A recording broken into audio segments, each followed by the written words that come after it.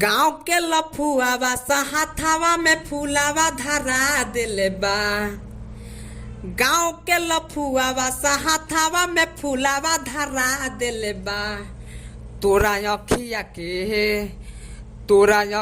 के कजरा ये जान झगड़ा करा दिले बा। तोरा अखिया के कजरा ये जान झगड़ा करा दिले बा।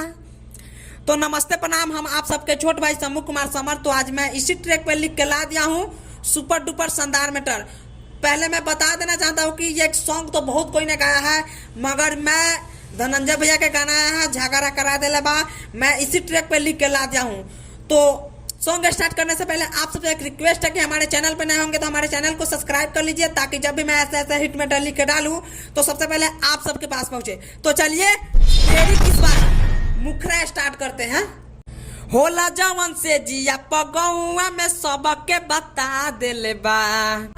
अरे होला जवन से जिया पगौआ में सबके बता दिले बा। होला जवन से जिया पगौआ में सबके बता दिले बा, बता दिले बा। छुए बेरी बेरी जो बना हमार भतार पगला दिल बा। छुए बेरी बेरी जो बना हमार भतार पगला दिल बा। कैसे बोली कैसे डांटी लइकन के सब समझा दिले बा, समझा दिले बा। छुए बेरी बेरी जो बना हमार भतार पगला दिले बा। छुए बेरी बेरी जो बना हमार भतार पगला दिले बा। तो दोस्तों मुखरा कैसा लगा आप लोग कमेंट करके जरूर बताइएगा। तो चलिए इसका अंतर बताते हैं। हर बर के सैया से जिया पचढ़ेले, देह सुघरा के हमके कोरावा में भरले। अरे हर बर के सैया से जिया पचढ़ले, देह सुघरा के हमके कोरावा में भरले।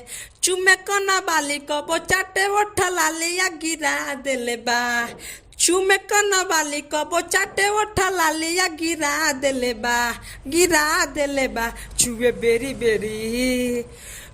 बेरी बेरी जो बना हमार भतार पगला दिले बा। छुए बेरी बेरी जो बना हमार भतार पगला दिले बा। तो दोस्तों कैसा लगा अंतरा आप लोग कमेंट करके जरूर बताइएगा। और अंतरा स्टार्ट करने से पहले आप सबसे एक बात बतानी जरूरी है। जैसा कि मैं अपना नाम इसमें बताऊंगा तो भाई लोग रिकॉर्ड करवाइएगा तो प्लीज मेरा नाम रहना चाहिए। बहुत आदमी गाना मेरा रिकॉर्ड करवाया है तो वो नाम मेरा हटा दिए हैं, तो आप सबसे रिक्वेस्ट है कि मेरा नाम रहने दीजिएगा। तो चलिए नाम मंत्र बताते हैं। दर्द करे देहिया हमर कमर हरदम बथेला, शंभू समर बल जोरी कके आटा जैसे मथेला।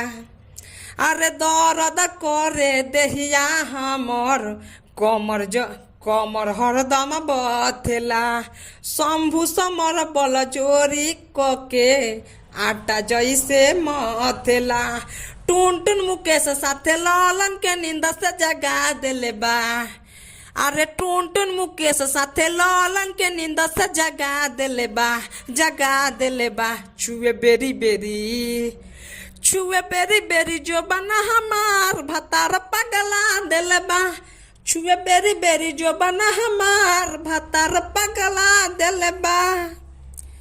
तो दोस्तों हमारा गाना कैसा लगा आप लोग प्लीज कमेंट करके बताइएगा। और चैनल पे नए होंगे तो चैनल को सब्सक्राइब कर लीजिएगा। वीडियो अच्छा लगे तो लाइक कमेंट शेयर कर दीजिएगा। तो फिर कल सुबह मिलता है किसी नेक्स्ट वीडियो में, तब तक के लिए जय हिंद जय भारत।